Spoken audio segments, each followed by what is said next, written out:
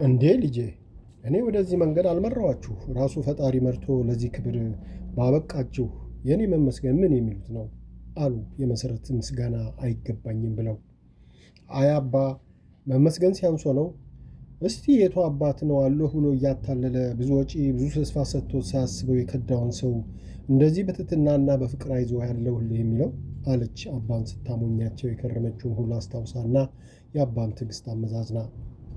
ልጄ አልከዳሽኝም እኮ አላታለልሽኝም፣ ምንም ክፉ ነገር አላደረግሽኝም። ክርስቶስን ያለ ፈጣሪውን ያስቀደመ የፈጣሪውን መንገድ የሚጓዝ ጠንካራ መናኝ የሚያደርገውን እኮ ነው ያደረግሽው። ብትዋሺ ብታስመስይ እኮ ለሥጋዊ ጥቅም አይደለም። ይቺ ዋሾና አለሆባይ አስመሳይን ዓለም ከነግሳንግሷ ጥለሽ ለመንግሥቱ ሕልፈት ጥፋት የሌለበትን ፈጣሪን ነው የተከተልሽው።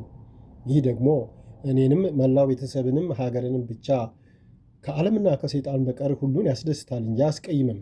ስለዚህ ልጆቼ እኔ ከልቤ ከአንጀቴ ነው ደስ ያለኝ። እሱ ፈጣሪም የምነና ሕይወታችሁን ደስ ያለ እሱ የተቀበለው ያድርግላችሁ፣ ከቅዱሳን መነኮሳት ተርታ ይደምራችሁ አሉ። ማይገነት ወለተ ሚካኤል ከመቀመጫቸው ብድግ ብለው አሜን አባታችን ጸሎቶት አይለየን አሉ በትሕትና። ልጆቼ ለሚቀጥለው ስመጣ አባ ጽጌን ነግሬ ይዣቸው በመጣ ቅር ይላችሁ ይሆን? ያለበለዚያ እኮ በየገዳማቱ እፈልጋለሁ ብለው መባዘናቸው አይቀርም አሉ አይሆንም ይሉኛል ብለው በመለማመጥ። ማየገነት የአባ ጽጌ ጥርጣሬ፣ ሁኔታቸው፣ ንግግራቸው ሁሉ ነገራቸው ትዝ አላትና ፈገግ ብላ መቼም እኛ ዕድለኞች ስለሆንን ጥሩ ጥሩ አባቶች ሰጥቶናል። አባ ጽጌም ጥሩና ቅን የእግዚአብሔር ሰው ናቸው። ስለዚህ እርስዎ ካወቁ እሳቸውን ቢያውቁ ደስ ይለኛል።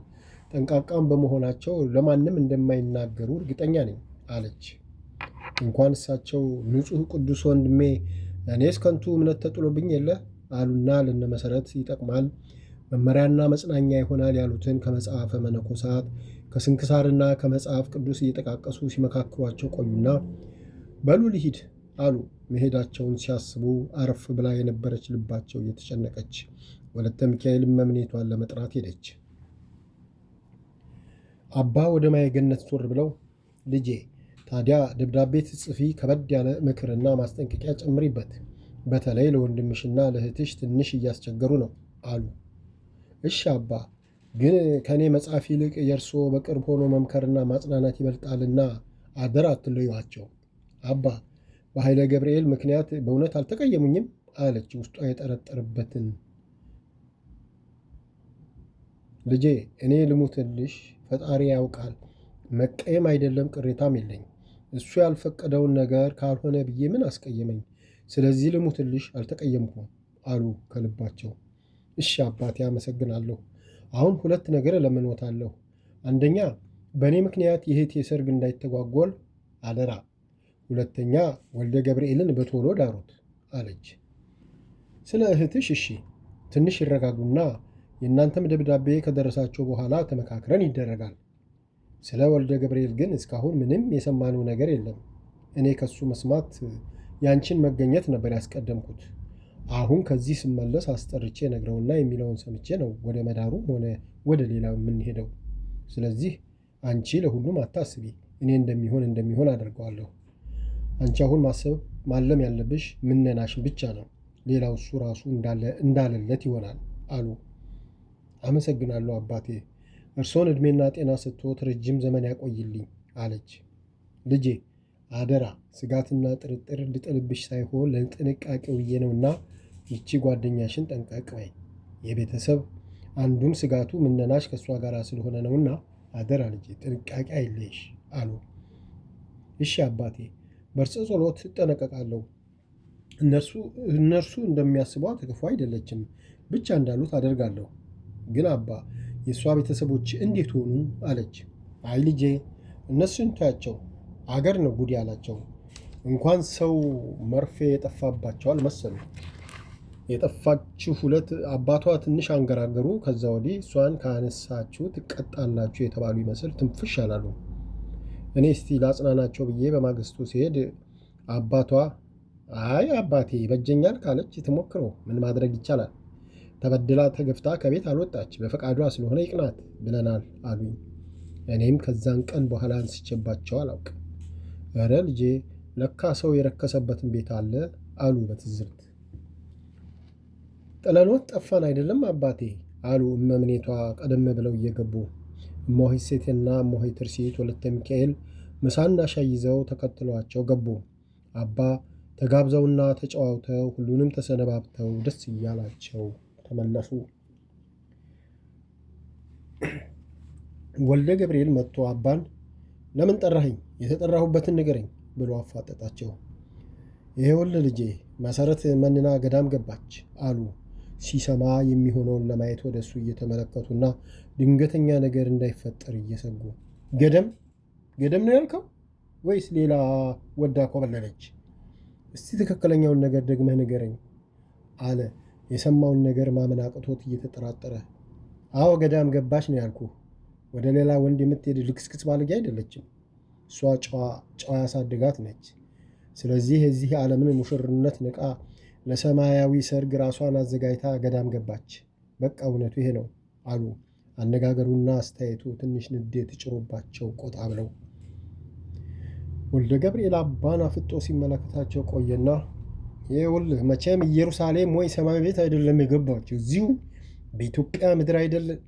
በቃ ትምህርቴን ትቼ የገባችበት ግብኝ አገኛታለሁ። ከዛ ዋጋዋን ታገኛለች። እኔ ወልደ ገብርኤል መጫወቻዋ አይደለሁም አለ እጁን ቡጢ ጨብጦና ጥርሱን ናፍሶ። ብታገኛ ምን ታደርጋታለህ? መቼም ከገዳም አውጥታ አታገባት አሉ አሁንም ሁኔታው እያበሸቃቸው። የምን ማግባት? ከእንግዲህ ብትለምነኝም አላገባት፣ በጨው አልቀምሳትም። ግን እንዲህ እንዳሾፈችብኝና መሳቂያ እንዳደረገችኝ አይነ ስዋን አጥፍቼ ከዚህ ዓለም እገላግላታለሁ። ይህን ባላደርግ ወንድ አይደለሁም አለ አጠገቡ ያለውን ጠረጴዛ በቡጢ እየነረተ። በምን የተነሳ? ምን ወሰደችብህ? ምንህን ነካች? 0 ሳንቲም ያንተን ነክታለች ወይ? ቃል ማሰሪያ አድርገሃል? በቃ ነገሩ ይሆናል ተብሎ ተጀመረ፣ አልሆነም፣ አበቃ። እዚህ የሚያደርስ ምን ወንጀል ሰራች? እስቲ ንገረኝ አሉ ቆጣ ብለው። ከዚህ ሌላ ምን ታድርግ? እኔ እውነት መስሎኝ ለጓደኞቼ ነግሬ ሚዜ መርጬ ሀገር ቤት ገብቼ ከብት ያለው ሁሉ ከብቱን፣ ፍየል በግ ያለው ሁሉ ፍየል በጉን፣ እህሉ ያለው ሁሉ እህሉን ሸጦ ለሰርጉ ለመቋቋሚያ ብሎ ሰጠኝ። ሀገር ሰማ። ይህ ሁሉ ከሆነ በኋላ ምን የሚሉት ገዳም ነው የሚገባው? ይህን ካሰበች በፊት ማንም ሳይሰማ የት ነበረች? እሷ የፈለገችው እኔን ለማዋረድና በእኔ ለመሳቅ ነው። ስለዚህ ዋጋዋ ይከፈላታል። እሷን ሲጥ አድርጌ እጄን ለመንግስት እሰጣለሁ ወይ ራሴን አጠፋለሁ እንጂ እንዲቀልዳብኝ አትኖራትም አለ አሁንም ጠረጴዛውን እየደበደበና አባን እየገላመጠ።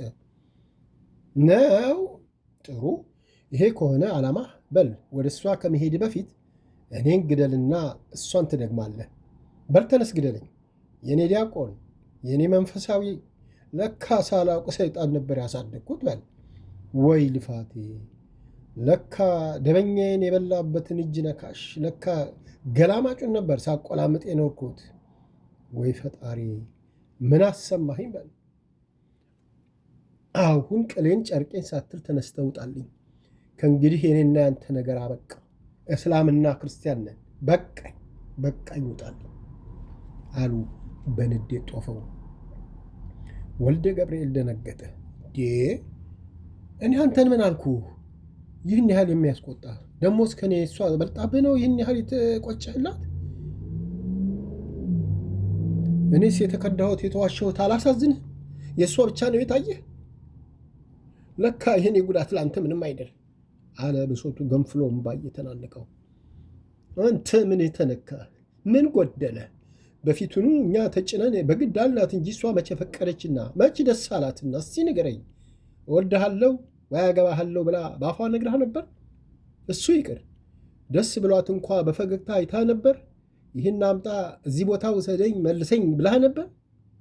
እስቲ ለሞት ቀርቶ ለግልምጫ የሚያበቃ የሰራችውን በደል ንገረኝ ልስማህ አሉ ከተቀመጡበት ተነስተው ወደሱ እየቀረቡ። ወልደ ገብርኤል አባ ሲቆጡ በጣም ይፈራል። አባ እንዴ ካመረሩ መመለሻ እንደሌላቸውም ያውቃል።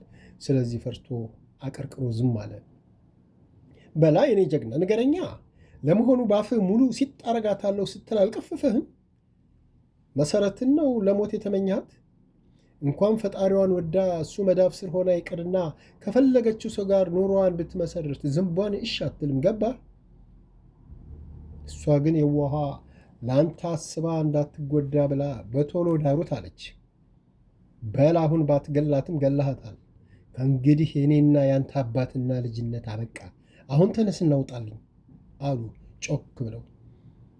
ወልደ ገብርኤል ብድግ አለና እግራቸው ስር ተደፍቶ ማረኝ አባ፣ አጥፍቻለሁ። ለጊዜው ሁኔታው አናዶኝ ነው የተናገርኩት እንጂ ላደርገው አይደለም። ማረኝ። ካንተ ርቄ ካንተ ተለይቼ ምን ኑሮ አለኝ? አባቴም እናቴም አንተ ሆንህ። በቃ አጠፋው፣ ማረኝ እያለ አለቀሰ። እናትና አባት እንደሰሙ ብትል ኖሮ በፊቴ አምላኩን የማያውቅ አረመኔ የማይናገረውንና ሊሰራ የማያስበውን ነገር ባልተናገርክ ነበር። ገና ነገሩን ሳልጀምር የመከርኩህን ልብ ብለህ ባዳመጥከኝ ነበር። ግን መቼ ከሰው ቆጠርከኝ አሉ። እግራቸው ላይ ተደፍቶ ሲያለቅስ ሆዳቸው ተንቦጨቦጨ። ግን በቶሎ ላለመረዳት እግራቸውን ለማሸሽ እየሞከሩ ከእናትም እናት ከአባትም አባት ነህ። አስተምረህ ለዚህ ቁም ነገር ያደረስከኝ አንተ ነህ። ግን በቃ ሰው ነኝ። የተጠቃሁ መሰለኝ። ተበሳጨሁ፣ ተናገርኩ። እኔ አንተን ለማሳዘን ብዬ አይደለም፣ ግን አንተን ያህል ካሳዘንኩ ማረኝ፣ ይቅር በለኝ። ሁለተኛ እንደዚህ አልልም፣ አላስብም። እሷም ይበጀኛል ባለችው መንገድ ትሄዳለች። ይቅናት። ለእኔም እሱ ያለልኝን አላጣም። ብቻ አንተ ከልብህ ይቅር በለኝ አባቴ። ይቅር አልልህም ካልኬን ግን በገዛ ቀበቶዬ ራሴን አጠፋለሁ። አንተን አስቀይሜ አንተ አዝነህብኝ ከምኖር መሞት ይሻለኛል አለ። ከእግራቸው ላይ ተነስቶ ተንበርክኮ እጆቹንና አይኖቹን ወደ አባ ሰቅሎ እንባው እየወረደ አባው ሁኔታውን አይተው ሆዳቸው ተንቦጫቦጨ። በል በቃ ተነስ፣ ሞትን እዚህ ምን አመጣው? መሰረት ብትቀር ወላድ በድባብ ትሄድ። ስንት ቆንጆ የጨዋ ልጅ ሞልታለች። እኔ አባትህ ዛሬውኑ አጭልህና በአጭር ጊዜ ውስጥ ታገባለህ። በቃ እንግዲህ ደግ ደጉን እንደመመኘት የሰይጣን መንገድ መከተል ምንድን ነው? እሷም ከኛ ይልቅ ከኛ በላይ የሆነውን የዓለሙን ፈጣሪ በመከተሏ ያስመሰግናታል እንጂ አያሰድባትም። በል አሁን ፊትህን ታጠብና አረፍ በል። እኔም ልጆች ልጥራና ቡና ያፍሉልን ብለው ወጣሉ። እነማይ ገነት የገዳሙን ስነ ስርዓት አይተው ከተለማመዱ በኋላ በገዳሙ ትምህርት ቤት እንዲያስተምሩ መደበኛ ስራ ተሰጣቸው። ለሁለቱም አንድ መኖሪያ ክፍል ተሰጣቸው። የተሰጣቸው ቤት መታጠቢያና መጸዳጃ አለው። ለእያንዳንዳቸው አልጋ፣ ብርድ ልብስ፣ አንሶላ፣ የአልጋ ልብስ አላቸው። በተጨማሪም ለጸሎት ማድረሻ ቦታ አነስ ያለች ክፍል አለው። እነማየ ገነት የተሰጣቸውን ቤት ከተረከቡ በኋላ ቁጭ ብለው ውይይት ጀመሩ። ወለተ ሚካኤል በገዳሙ ሕግ መሰረት ይኸው ይህን የመሰለ ያማረ ቤት ተሰጠን። ግን ሳስበው አኗኗራችንን ሳየው ከእናት ከአባታችን ቤት ምንም የተሻለ ኑሮ አልኖርንም። ተለወጠ ካልን ልብሳችንና የመኖሪያ ቤታችን ብቻ ነው። በተረፈ ጠዋት ቁርስ ዳቦና ሻይ፣ ቀን ምሳ አንድ እንጀራ ከአማረ ወጥ ጋር፣ ማታ አራት ቅንጬ ወይ መኮረኒ ወይ የተለየ ነገር ነው። ለአዳራችንም ቢሆን ይኸው ይህን የመሰለ አልጋ ከስፖንጅ ፍራሽና እጅግ የተዋበ አንሶላ፣ ብርድ ልብስ፣ የአልጋ ልብስ እዚሁ መታጠቢያና መጸዳጃ ክፍል። አረ እንደውም ከእናት ከአባታችን ቤት የተሻለ ነው። ታዲያ ምን ትያለሽ? አለች ማየገነት እሷ ልትሰራ ልትሆነ ያሰበችውና አሁን እየሆነ ያለው አልገጣጠም ብሏት። ልክ ነሽ፣ ሁሉም ነገር እንዳልሽው ነው። ግን እኛ ይህን ሁሉ እንዳልነበረ እንደሌላ አድርገን የራሳችንን ስራ ብንጀምርስ? አለች። እንዴት አድርገን? እስቲ ሀሳብ አምጪ አለች። እሷ ታውርዳ ማድረግ ያለባቸውን ነገር ወስናለች። ግን የወለተ ሚካኤልን ሀሳብ ለመስማት ለእሷ ቅድሚያ ሰጥታ፣ ይሄውልሽ በመጀመሪያ ከቁርስ እንጀምር። የቁርስ ደውል ሲደወል ለትንሽ ቀን አለመሄድ። ለምን ብንባል ለቁርስ የሚዘጋጀው ዳቦና ሻይ አልተስማማንም እንበል። እንዴ ምን ማለትሽ ነው? ባለፈው እምሆይ ሂሩተ ሥላሴ እውነታቸውን ይሁን ምክንያት ባላውቅም እንደሱ ቢሉ ፍጹም አይቻልም፣ ሰው ካልበላ አይሰራም ተብለው ያ ሁሉ ጭቅጭቅ ተነስቶ አይደል? በኋላ እሳቸው አልፈልግም ነው ብለው እስከ መጨረሻው የተውት። አየሽ፣ እሳቸው እንኳን ነዋሪ ሆነው ይህን ያህል ካነጋገረ እኛ ተሰሚነት የሚኖረን ይመስልሻል? አለች። በእርግጥ ያስቸግራል፣ ግን በዘዴ አንዴ አንቺ አንዴ እኔ የታመመ ለመምሰል እንሞክርና ቀስ በቀስ እንተዋለን። ስለ ምሳው ለሁሉም አንዳንድ ሳህንና አንዳንድ እንጀራ አይደል የሚሰጠው? እኛ እንለያይም በአንድ ሳህን እንበላለን ብለን አንዱን ሳህን መልሰን እንጀራችንን በአንድ አድርገን የአንዳችንን ብቻ በልተን አንዱን እንተዋዋለን።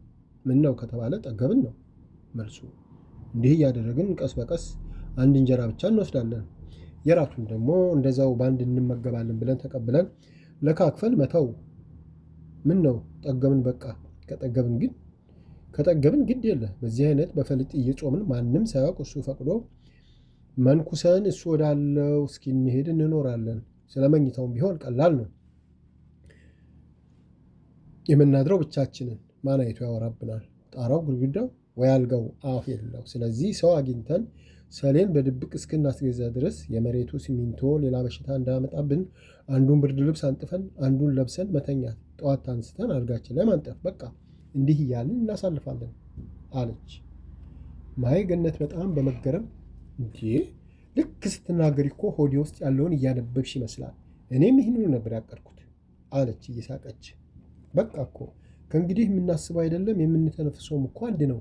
ስለዚህ አንቺ ውስጥ ያለው እኔ ውስጥ ያለው አንቺ ውስጥ አለ አለች እሷም እየሳቀች ከልቧ።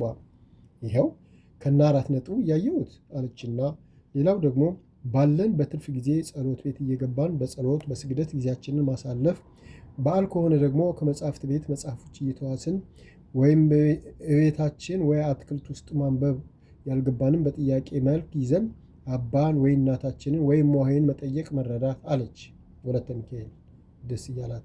አዎ በተለይ እኛን ወደ ፍጹም ምነናና መንፈሳዊነት መመለስ የሚችሉ ብዙ ጥሩ ጥሩ መጽሐፍቶች አሉ። በቀደም መጽሐፍ ቤቶች ሲጸዳዳ አየሽም ያሉትን መጽሐፍት እነሱኑ በማንበብ በመጠየቅ በመረዳት ከፈጣሪ ጋር በትንሽ ጊዜ ውስጥ ከተጠቀሙ ከመነኮሳት አንዳቸው እንሆናለን አለች ማየገነት። እንደው ማየገነት እኔ እዚህ ገዳም ከገባሁ ወዲህ ሆነ በፊትም ምን እንደምመኝ ታውቂያለሽ? አለች ወደ ማየገነት እያየች። ምን ትመኝ ነበር? መቼም መንኩሼ እንደዚህ ገዳም የትምህርት ቤት ዳይሬክተር ወይ በቃ የሆነ ባለስልጣን ሆኜ ገዝቼ ነድቼ ብለሽ አለች እየቀለደች። አንቺ ደግሞ አትቀልጂ፣ እኔ ቁም ነገር ነው የማወራው። ይኸውልሽ ምኞቴ ያኔ እዛ ደብረ ሊባኖስ ሴት ገዳም ውስጥ እነዛ ጉስቁልቁል ብለው ሊሞቱ 1 ሳምንት የቀራቸው የሚመስሉትን እነማሃይ ከእነሱም ብሼ እግሬ ተሰነጣጥቆ እጄና ጉልበቴ በስግደት መጅ አውጥቶ ሰውነቴ በጾም ደርቆ ልብሴ በላይ አልቆ ብቻ ስለሱ ጉስቁልቁል ብዬ መኖር ነው አለች ፊቷ እውነተኛ ስሜቷን በሚገልጽ ሁኔታ እየለዋወጠች። ቀጥላ ብቻ ሁሉም እንዳሰብኩት የሚሆን አይመስለኝም አለች ስጋት ቢጤ እየወረራት። ኧረ በስመ አብ በይ፣ ለምን አይሆንም? ከዚህ በላይ ይሆናል እንጂ ከእንግዲህ የቱ ዓለም ውጣ ውረድ ወደ ኋላ ያደርገናል? በቃ ሁሉን አይተነው ለይተነው ከእንግዲህ ወደ ኋላ መለስ ብለን ላናየው ምለን ጥለነው ወጥተናል። ከእንግዲህ ወደፊት እንጂ ወደ ኋላ አንልም። ስለዚህ ስጋቱ ምንድን ነው? በእርግጥ ጊዜ ገዳም እያለን ይህን ሁሉ ለማድረግ አንችልም። ለምን? የገዳሙ አመሰራረት ያው በዘመናዊ መልኩ ስለሆነ በረሃ እንዳሉት ገዳማውያን ለመሆን ስርዓቱ አይፈቅድልንም። ምክንያቱም እዚህ መንፈሳዊ ይዞታው እንዳለ ቢሆንም እንደ በረሃኞቹ በትሩፋት በገድል እንቅጥቅጥ ብንል አይሆንም። እንደ በረሃኞቹ በትሩፋት በገድል እንቅጥቅጥ ብንል አይሆንም። ለምን? ኑሮውም ስራውም ሁሉ ነገሩ ዘመናዊነትን የተላበሰ ነው። ስለዚህ ቅድም ባወጣነው ፕሮግራም መሰረት እዚህ እስካለን በፈሊጥ ተጠቅመን ፈቃዱ ሆኖ ለምንኩስና ከበቃን ያው እንዳሰብነው ወጥተን ትሩፋት ወደሚሰራበት ገዳም መሄድ፣ ከዛ ተጋድሏችንን መጀመር ነው እንጂ የምን ሀሳብ አይሳካም ብሎ ተስፋ መቁረጥ ነው። ምናልባት እዚህ ግቢ የምናየው የሚሆነው ሁሉ ማርኮ ያስቀረኛል ብለሽ ፈራሽ እንዴ? አለች ማየገነት። ይህ አንቺ እንደው ገና መልኩሰን ከዚህ እስክንወጣ ያለው ጊዜ ረዘመ ብዬ ነው እንጂ እንኳን እዚህ ግቢ የማየው ቀርቶ ዓለም አሸብርቃ መታ ብትቀመጥ እዚህ ግቢ በእንደዚህ አይነት ሁኔታ ምንነይን እቀጥላለሁ ብዬ ፍጹም አላስብም። እስቲ ተመልከች። ጠዋት ተነስቶ ቤተክርስቲያን ተሄዶ ምናልባት ጸሎቱ ከረዘመና ቅዳሴም ካለ የግቢ የስራ ደውል ከተደወለ ሁሉን ትቶ ወደዛ መሮጥ፣ ከስራ በደውል ወደ ምሳ መግባት፣ ከዛ ምንም ነገር የማድረጊያ ጊዜ ሳይኖርሽ እንደገና ደውል ወደ ስራ ሩጫ፣ ከዛ መልስ የራት ደውል፣ ከዛ ስትባዝኝ ውለሻል ገና ጋደም ስትይ እንቅልፍ ሳታስቢው መንጋት፣ ዛሬም ሩጫ፣ በየበዓላትና የሰንበት ቀን አትክልት ውሃ ማጠጣት፣ ግቢ ማጽዳት፣ የህፃናቶችን ገላ ማጠብ፣ ፀጉር መስራት፣ የእነሱን ቤት ማጽዳታትና መጽዳቱን መቆጣጠር ወዘተ። ታዲያ መቼ ነው ጊዜ ተገኝቶ ልዩ ተጋድሎ የሚሰራው? እና እዚህ ለመኖር ምን ያጓጓል? ብቻ ያቺ ቀን ደርሳ እፎይ ብዬ አለች። እውነትሽን ነው። እኔ ስቀልድሽ ነው እንጂ ታደርጊዋለሽ ብዬ አይደለም። ግን ገዳም ውስጥ ያለው ስርዓት በጣም ወደ ዘመናዊነት አድልቶ ስለ ክርስቶስ መቆሳቆል በትሩፋት መጋደል ማለት ከመጽሐፈ መነኮሳት እንደተረዳ ነውና እንዳየናቸው በገድል በትሩፋት ለመቀጥቀጥ የማያመች ቦታ ሆነ እንጂ ስራ መኖሩ በጣም ጥሩ ነው። ለምሳሌ እዚህ ከመጣን ጀምሮ በስራ ስለተወጠርን ጥለናት የመጣነውን ዓለምና የቤተሰቦቻችን ነገር ወይም ትዝታ እንኳ የምናስታውስበት ጊዜ አላገኘንም። በዚህ በኩል ስራው ጥሩ ነው። ግን የአባቶቻችንን ገድል እንዳነበብነውና እንደሰማነው በስራ ከመድከም ጋር አብዝተውም ትሩፋት ይሰሩ ነበር። ለምሳሌ አባታችን ተክለ ሃይማኖት ባልሳሳት በቀን በቀን ለገዳሙ 40 ማድጋ ውሃ፣ 40 ሸክም እንጨት ይሰብሩ ነበር። 40 ቁና እህል ይፈጩ ነበር። በዛ ላይ ደግሞ የገዳሙ መነኮሳት ተክልዬ ይህን አድርግልን፣ ይህን ስራልን እያሏቸው ለሁሉም በትህትናና በቅንነት ይታዘዙ ነበር። እንደውም ገድሉ የሚለው ለመነኮሳት ሁሉ የታዘዙ የሁሉንም ሸክም በመሸከም ሸክማቸውን ተሸከሙ ነው። ታዲያ በዛ ላይ ለጸሎትና ለተጋድሎ በቂ ጊዜና ቦታ ስለነበራቸው 150ውን ዳዊት በቀን 3 ጊዜ ይደግማሉ። ሌሎች ጸሎቶችንም አብዝተው ይጸልያሉ። እልፍ ይሰግዳሉ ይለናል ገድላቸው። ታዲያ የኛ ገዳም ስራ መኖሩ መልካም ነበር። ግን ትሩፋት ለመስራት ለምሳሌ በቀላሉ በነፃነት መጾም አትችም። አንድ ቀን ከምግብ አዳራሽ ብትቀሪ ቁጣ ነው። ሁለተኛ እንዳይለመድ ለሌሎች አርአያ እንዳትሆኝ ተብለሽ ትወቀሻለሽ፣ ትቀጫለሽ። በልብስ ልጎሳቆል አይቻልም። በየጊዜው ገዳሙን ለመጎብኘት ከውጭ ዜጎች እስከ ሀገር ጎብኚዎች ድረስ ስለሚመጡ ጸዳ ብሎ መታየት እንጂ አይሆንም ትባያለሽ። ያለ ጫማ ቀርቶ በተራ ነጠላ ጫማ መሄድ አይቻልም። ግዴታ ገዳሙ በየጊዜው እየገዛ በሚያቀርበው ጫማና ልብስ መጠቀም አለብሽ። ታዲያ በዚህ ዕድሜ ስራው ጥሩ ሆኖ ሳለ ተበልቶ ተጠጥቶ ጥሩ ተለብሶ በጥሩ አልጋ ተተኝቶ በጥሩ ቤት ተኖሮ ይህች ስጋ እንዴት ነው የምትለዝበው? እስቲ ከቤት ከወጣን ጀምሮ በእርግጥ ከነሱ መለየታችንና ገዳም ገባ ማለታችን እንጂ በሰውነታችን ምን ለውጥ ታየ? መች ከሳን? መች ጠቆር? መቼ ተጎሳቆል? እኔ እንደውም በጣም ያማረብን ነው ይመስለኛል። አንዳንዴ እንደውም ከቤተሰብ እንደዚህ ሆነን ብንገናኝ ባይሆን ምን ይሉ ይሆን ብዬ አስባለሁ። ምክንያቱም ይሄኔ በእነሱ ሀሳብ የከሱ የጠቆሩ እግራቸው የተሰነጣጠቀ ልብሳቸው ያደፉ በቃ ጉስቁልቁል ያሉ መሰረትና ዘርቱንን ነው የሚጠብቁት አለች ቅሬታ እየተሰማት። እውነትሽን እኮ ነው። እንደዚህ ያለ የሀብታም ኑሮ ገዳም ገብቶ ይኖራሉ ብሎ አያስቡ። እንደው ማያገነት እግዚአብሔር ብሎ ከዚህ ወጥተን ወደ ሌላ ገዳም ገብተን ትንሽ እንኳን በተለወጥንበት ጊዜ ባዩን ይሻል ነበር። እንደው እኮ ራሴንም ሳየው በተለይ አንቺ እዚህ ከገባም በኋላ እኮ ሙሽራ ነው የመሰልሽው። በእውነት በጣም ተስማምቶሻል። አባ ጽጌም እኮ ብለውናል። በተለይ አባ ጽጌ ገዳም መግባት ድነ መሰረት ነው እንጂ እንዴት አማረባቸው ብለው በቀልድ አስመስለው እውነቱን ነበር የነገሩን አለች። አዎ ለውጡን ለራስሽ በሰውነትሽ እኮ ታይዋለሽ። ደግሞ ምግቡ ብቻ ሳይሆን አየሩ፣ ጤና መሆናችን ብቻ ሁሉ ነገር እንዳልሽው የመናኝ መልክ ሳይሆን የሙሽራ መልክ ሰጥቶናል። እና በእውነት እመቤቴ ረታን በቶሎ ሁሉን አሳክታልን ወደ ሌላ ገዳም ከገባም በኋላ ባገኝ አለች ማይገነት የአሁኑን ሁኔታዋን ጠልታ። በቃ ምኞቴ ይሄ ነው። ብቻ ከዛች ከባቢሎን ከተማ ያወጣን አምላክ ሁሉን በቸርነቱ አስተካክሎ ከዚያ አውጥቶ እኛ እንኳ ባንሰራው ትሩፋት የሚሰሩ አባቶች እናቶች ያሉበት ገዳም ገብተን እነሱን እያየን እንኳ በተጽናናን፣ የጸሎታቸው በረከትና ረድኤት በደረሰን፣ የእነሱ የትሩፋታቸው ነፋስ በነፈሰብን፣ የእነሱ ጾምና ጸሎት ትምህርት የተጋድሏቸው ፍርፋሪ በደረሰን አለች ወለተ ሚካኤል ከልቧ በመናፈቅ። አዎ የዘወትር ጸሎታችን ይሄ መሆን አለበት። እስከዛውም እዚህ ባለንበት ገዳም በምንታዘዘው ስራ ሁሉ በንቃትና በትጋት በፍጹመ ፈቃደኝነት ማገልገል፣ ከእናቶች እህቶች ጋር መስማማት፣ እነዚህ ወገን ደጋፊ አጥተው በገዳሙ የሚሮዱትን ልጆች በተቻለና ባለን እውቀትና ጉልበት ሁሉ መርዳትና እንደ ታላቅ እህት መንከባከብ፣ ከዛ ጎን ለጎን ባለችን ፍርፋሪ ጊዜ ደግሞ ተግተን መጋደል አለብን። ያኔ የምንሄድበት ሁሉ የተቃና ነገር ይገጥመናል አለች ማየገነት። እኔ አንድ ነገር ይገርመኛል። እነዚህ ልጆች እኮ መነኮሳቱ የሚያደርጉላቸው ነገር የለም። ገላቸውን፣ ልብሳቸውን፣ ቤታቸውን የሚያጸዱ እርስ በራሳቸው ነው። ታዲያ መነኮሳቱ ሞግዚት እየተባሉ በየወሩ ለሳሙና የሚሰጣቸው ገንዘብ ለምንድን ነው አለች ወለተ ሚካኤል። እንዴ ምን ማለትሽ ነው? በመጀመሪያ ልጆቹ ከያሉበት ተሰብስበው እዚህ የሚኖሩት ገዳሙና መነኮሳቱ ስላሉ ነው። ሁለተኛ ልጆቹ መነኮሳቱ ባይኖሩ ራሳቸውን ችለው መተዳደርም ሆነ ለአንዲት ቀን ውለው ማደር አይችሉም። ለምን ብትይ እነዚህ ግፋ ቢል ከውስጣቸው 12 ዓመት የሞላው 4-5 ዓመት ቢሆኑ ነው። ሌሎቹ ከዛ በታች ያሉ ናቸው እና በዚህ ውጡ በዚህ ግቡ እየተባሉ ስነ ስርዓት የሚያስይዛቸው ከሌለ እንዴት ሆነው ይኖራሉ?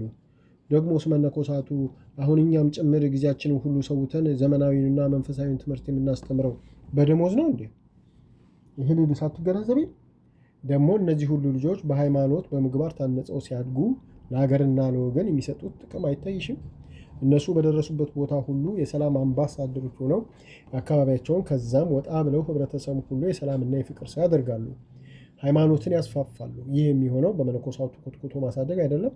ታዲያ ይህን ሁሉና እኔ ከገለጽኩት በላይ ለሚሰሩ መነኮሳት የሞግዚትነት በወር 20 ብር ከየትኛው ቁጥር ትገባለች? አየሽ ወለተ ሚካኤል፣ ሁልጊዜ ነገሮችን አጥበን አንይ። ምናልባት እኛ ገዳም ገብተን እንሆነዋለን ያልነውን ነገር ስላሳካንና ስላልተመቻቸልን በገዳሙ ውስጣችን ቅር ስለተሰኘ ብቻ ሁሉ ነገር በተሳሳተ መልኩ መተርጎም የለብንም። ምናልባት እኮ ልጆቹን የሚረዳው የውጭ ድርጅት ለልጆቹ መምህር በጠቅላላው ሞግዚት ቢቀጥር ኖሮ አሁን ከሚያወጣው 3 እጥፍ ያወጣ ነበር። ግን መነኮሳቱ ሁሉን ትተው ለነፍሳቸው ብቻ ስለሚኖሩ ብዙን ወጪ ጉልበታቸውን በነፃ ሸፍነው ነው ልጆቹን በፍቅርና በሰላም እየተንከባከቡ የሚያሳድጉት። ሌላው ቀርቶ ለሚኖሩበት ቤት ለሚማሩበት ትምህርት ቤት ቢታመሙ ለሕክምናና ለመሳሰለው ሁሉ ገዳሙ ነው የሚችለው። እንደምታየው ከአቅም በላይ የሆነ በሽተኛ ካላጋጠማቸው በቀር በገዳሙ በሰለጠኑ የጤና ባለሙያ መነኮሳት እጅ ነው የሚታከሙት። ገዳሙ የሚሰጠው ጥቅም ስንቱ ይዘረዘራል። ስለዚህ እነሱን የሚረዳው ድርጅት ይህን አነስተኛ ወጪ አወጣ መነኮሳቱም ያገኛሉ ማለት አይቻልም። ይህንንም እኮ ገዳሙ አይሆንም በነፃ እናገለግላለን ብሎ ተቃውሞ ነበር አሉ። ግን እንደው ለሳሙና መግዣ ይሆናል ብለው ጳጳሱ ናቸው አሉ በግድ እንዲመደብ ያደረጉት አለች። ይገርማል። ምን አይነቱ አደደብ ነኝ እኔ እስከዛሬ ይህን ሁሉ ነገር ያለማየቴ። እውነትሽ እኮ ነው። እስቲ ሌላው ቀርቶ ለአስተማሪነታቸው እንኳ ደሞዝ ይከፈል ቢባል በወርስ ስንት ይወጣ ነበር? ያውም እንደዚህ በጥራትና ጥንቃቄ በተሞላበት ሁኔታ እየተማሩ። ይገርማል። እንዳልሽው ውስጤ የፈለገውን ነገር ስላላገኘ ሁሉን አጥቁሮ አይቶ እኮ ነው መልካም ጎኑ ያልታየው። ማይገነት መቼም እንደ ልማድሽ እንዳትቆጭ እንጂ አንድ ነገር ማድረግ ግዴታ አለብን አለች። እሺ አትልም በሚል ፍራቻ። እኔ ተቆጭ ነኝ እንዴ አትቆጭ የምትይኝ? ከአሁን በኋላ እኮ ሁሉም በመመካከር ማድረግ እንጂ ገዳም ገብቶ ቁጣ ቦታ የለውም። እና ምንድን ነው ንገሪ። ከሆነ ይሆናል ካልሆነ ተማምነን ይቀራል አለች። ምን ልትል ይሆን እያለች በልቧ። ይሄውልሽ ከእናት ከአባት ከዘመድ አዝማት ተለይተን ሁለታችንም ፈጣሪን ብቻ ወገን ዘመድ አድርገን ተማምነን ተስማምተን ወጥተን እዚህ ደርሰናል። ወደፊትም ልክ እንደዚሁ በምንም ማለት በችግር በሐዘን በማናቸውም ነገር ላንለያይ እስከ መቃብር አብረን እንድንወርድ ስመ እግዚአብሔርን ጠርተን መጽሐፍ ቅዱስን መተን ላንከዳዳ እንማማል አለች። ማየገነት በጣም ተናደደች። ግን ከመጀመሪያው እንዳትቆጭ ስላለቻት ንዴቷን ዋጥ አድርጋ ወለተ ሚካኤል ለመሆኑ መሐላ ማለት ምን ማለት ነው? በእኔ አስተሳሰብ መሐላ ማለት በፍጹም ቅንነት በንጹህ ልቦና መፈቃቀር መተማመን ነው። በቃ አንቺ ከልብሽ ከወደድሽኝና በእህትነቴ ካመንሽ እኔም ከወደድኩሽና በአንቺ በእህቴ ከተማመንኩ መሐላ ምን ቤት ነው?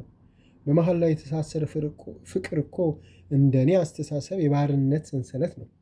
የጎዳሁሽ የጎዳሽኝ በአንቺ ሳልደሰት በእኔ ሳትደሰቺ በመካከላችን መሐላ አለን ብለን ባልጣምና በተሰናከለ ኑሮ አብረን ብንኖር ይሄ ፍቅር ነው? ባርነት። ስለዚህ ወለተ ሚካኤል በንጹህ ልብሽ ውደጂኝ ልውደድሽ። አንቺ እኔን እንደ ራስሽ እኔም እንደ ራሴ ልሽ። በቃ እስከ ሞት አብሮ የሚያዘልቀን መንገድ ይሄ እንጂ መሐላ ስላልሆነ በበኩሌ አልሙልም። በጠቅላላው መሐላ የሚለውን ነገር ላደርገው ቀርቶ ልሰማው አልፈልግም አለች ቁርጥ አድርጋ። ይኸው እኔም በመጀመሪያ ያልኩት ይህንኑ ነው። ምን ነው አንቺ ይህን መሐላ ጠላሹ? ለመለያየት ሀሳብ አለሽ እንዴ? አለች። ወለተ ሚካኤል አትሳሳቺ። እኔ ከአንቺ ተለይቶ ለመኖር በእውኔ አይደለም በህልሜም አስቤውም አላቅም።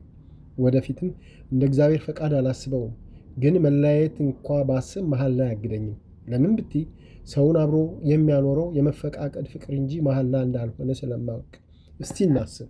ስንቱ ባልና ሚስት ነው በቅድስት ቤተ ክርስቲያን ፊት በፈጣሪያቸው ፊት እስከ ዕለተ ሞታቸው ላይለያዩ በዛ ሁሉ ሕዝብ ፊት በተከበሩ ቅዱሳን ካህናትና ዲያቆናት ፊት መጽሐፍ ቅዱስ ይዘው መስቀል ይዘው የተማማሉ። ከዛ በኋላ ዓመት 2 ዓመት አብረው መቆየት አቅቷቸው መሐላቸውን አፍርሰው የተለያዩ። እረ ስንት ባልንጀሮች ናቸው ላለመከዳዳት ተማምለው አብረው ከሀገር ወጥተው ከመከዳዳት አልፈው ጠላቶች ሆነው እስከ መገዳደል የደረሱ። ታዲያ መሐላ መች ከመለያየት ከመጠፋፋት አዳናቸው? ደግሞ ስንቶቹ ናቸው በቅን ልቡና ተዋደው ተፋቅረው ከልጅነት እስከ እርጅና እንዳልሽው እስከ መቃብር ያለምንም መሐላ አብረው የኖሩ። ስለዚህ እቴ እኔን በቅን ልቦና ከወደድሽኝ እንደ ራስሽ ካየሽኝ ይበቃል። ከዚህ በቀር ከአንቺ የምፈልገው መተማመኛ የለኝምና አልምልም፣ አላደርገውም። እኔን ከጠረጠርሽኝ ደግሞ በግድ መኝ ብዬ ባላስገድድሽም በቅን ልቦናዬ በእህትነትሽ እስከ መጨረሻው እንደምንተማመን እገልጽልሻለሁ። በቃ ከዚህ ሌላ አላውቅም አለች አሁንም ቁርጥ ባለ አነጋገር። እንግዲህ አንቺ ውስጥሽን የሚያውቀው ፈጣሪ መርመረው እንጂ ይህን ያህል ካመንሽኝና እህትነቴን ከፈለግሽ እንዳምንሽና ደስ እንዲለኝ ልቤም እንዲያርፍ ብትሚ ምን ይጎዳሻል? ግን ተይው፣ ሁሉ ነገር ነገ ይታያል። እኔ ግን እስከ ዕለተ ሞቴ ላልከዳሽ ላልለይሽ በፈጣሪ ስምና በእናቱ በቅድስት ድንግል ማርያም ስም እምልልሻለሁ ብላ መጽሐፍ ቅዱሱን መታች። ማየገንነት ደነገጠች። አቤት ፈጣሪ! የማይተማመን ባልንጀራ በየቦታው ይማማላል አሉ።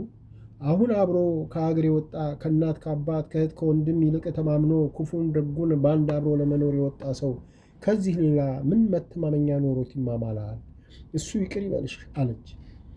በቃ ሁላችንም እንዳመንበት ነው። እኔ ካሁን በኋላ ውስጤ ነፃ ነው። የፈለገ መዓት ቢመጣ ከማየገነት በፊት ወድቃለሁ እንጂ ወደኋላ አልልም አለች በፈገግታ። ይሁን፣ አፋችንን ሳይሆን ልባችንን የሚያውቀው ፈጣሪ እሱ እስከ መጨረሻው በቤቱ አብሮ ያኑረን አለችና ሰዓቱን አይታ አቤት አንቺ ሳናስበው ኩለሊት ሊሆን ነው። ኧረ ጸሎታችንን አድርገን እንተኛና በጠዋቱ ተነስተን የምናስተምረው እናዘጋጃለን ብለው በፍጥነት ከተቀመጡበት ተነሱና ጸሎታቸውን አድርሰው ተኙ።